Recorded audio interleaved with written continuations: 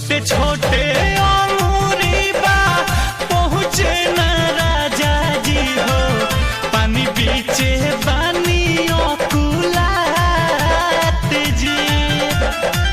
सासू ना घरवा बाड़ी ननदो ससुरवा हो, तब बानी रहुआ सारा मात जी।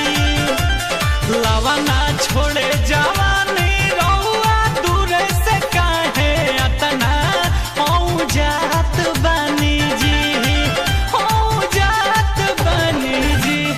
ए सैया साबुन तनी लगा दी हमने हाथ बानी जी, ए राजा साबुन तनी लगा दी हमने हाथ बानी जी।